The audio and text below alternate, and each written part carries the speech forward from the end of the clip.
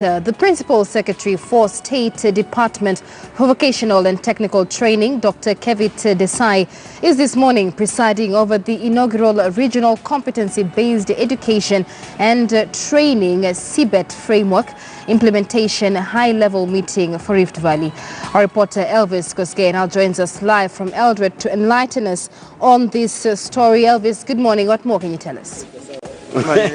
Good morning, Michelle. Yes, anytime from now we are expecting PS TVETS Desai to preside over the inaugural that you've mentioned, the competency-based education and training here at the Rift Valley Technical Institute. I'll also be engaging the Chief Principal, Dr. Edwin Tarno, just to paint a picture of what they should expect. Of course, I understand the school is to train competent and innovative manpower, especially in the institution. Just paint a picture of what we should expect. We have two events. Today we have an event where we have training of principals from the North Rift region, about 22 of them, who will go through the competence-based education and training system for the technical training programs in Kenya.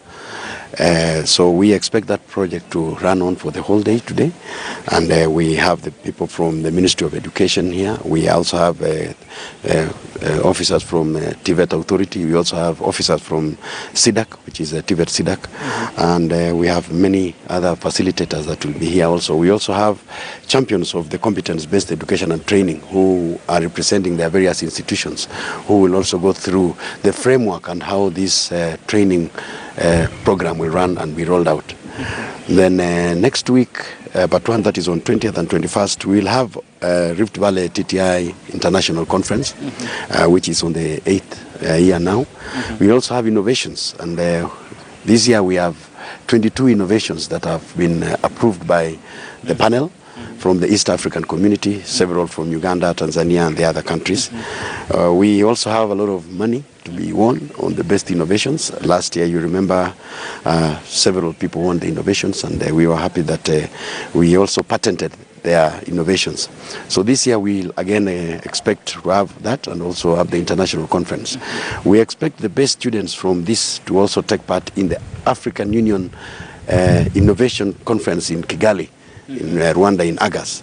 So this then will be a very good curtain raiser for all of them. Those ones who will be able to be successful will then move to the African Union level in Kigali in Rwanda in the month of August. So we will have more than 300 participants coming for the international conference, and we will have the chief guest being the United Nations UNIVOC boss from United Nations UNIVOC Center in Germany, Bonn, Mr. Lima Wilson, who will be able to also come and launch the innovation hubs that we have in the world.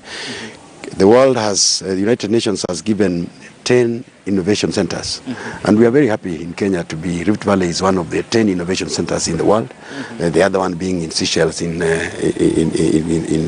Seychelles Republic.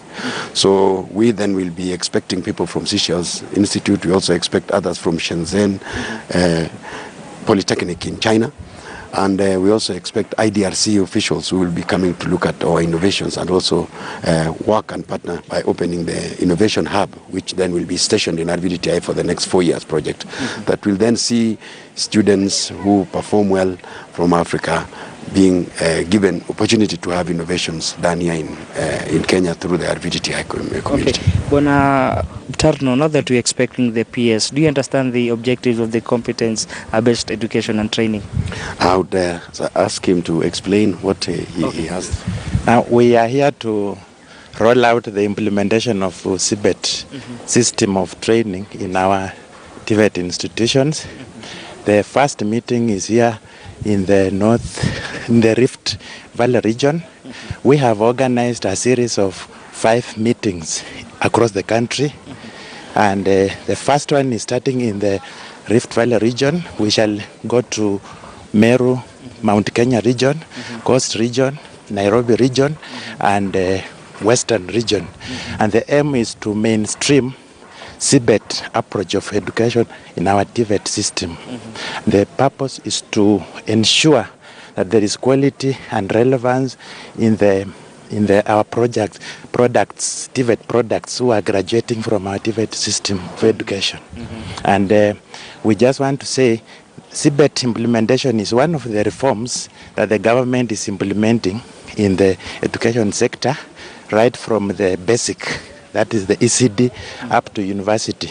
And for us in TVET, we are implementing the CBET education system, whereby we want to implement at different levels. We have a CBET National Implementation Committee at national level. We also have formed the regional CBET implementation committees. And then finally, we have the institutional CBET implementation committees at institutional levels.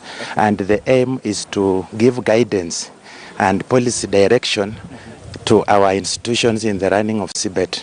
So this meeting is a culmination of the launch of the CBET framework, which was done in October last year by His Excellency the Deputy President.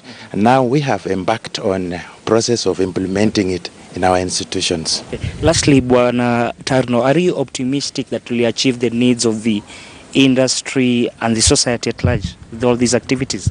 Yes, what we have learned over the years as experts in the industry is that there has always been complaint of the mismatch between what we teach and what the industry needs. Mm-hmm. In the competence-based training system, we converge now, where the industry is the key player in determining what the student is taught, and also in determining the process of assessing the student, and also in determining the duration of the student and the content of the student, the content that the student should be taught. Mm-hmm. So what we are doing is that we are just converging the divergent thinking that we have always had, and we then expect that the gap that has always been mentioned, that we do not have convergence in terms of our training and what the industry needs, will cease to exist. This is good practice, it's global practice. All over the world, that is the system that is used. When you go to Germany, they call it dual system.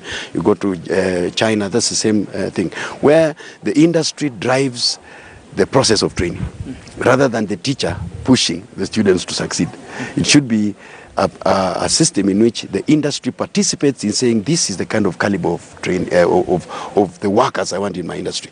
These are the kind of activities and tasks that are in my factory. Mm-hmm. So from the tasks that are in the factory, please, these are the things that the student should be taught. Mm-hmm. Then from there we walk backwards and therefore be able to actually give the student exactly what the industry needs, not what the teacher needs. Mm-hmm. I think that is the difference, and I believe we are doing the right thing.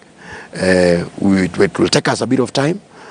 We have some few challenges, of course, in terms of availability of enough spaces for them, for instance, for all the students in Kenya to be trained and things like that. But overall, we are doing the right thing. It's the right direction to take, and it is the future of any system of education in the world. It's already been proved and it's working. Mm-hmm. Yes. Thank you very much. That was the principal of Rift Valley Technical Training Institute, Edwin Tarno, painting a picture. Of course, as I've mentioned to you before, we are expecting the PS TVETS Desai to preside over this function that we are told, of course, goes up to next week. And of course, as you've heard from him, they are putting together, they are converging the views so as to put in place tough and innovative policies that will ensure the institution and also the needs and the society are also mainstream in a proper manner. Back to in studio, Michelle.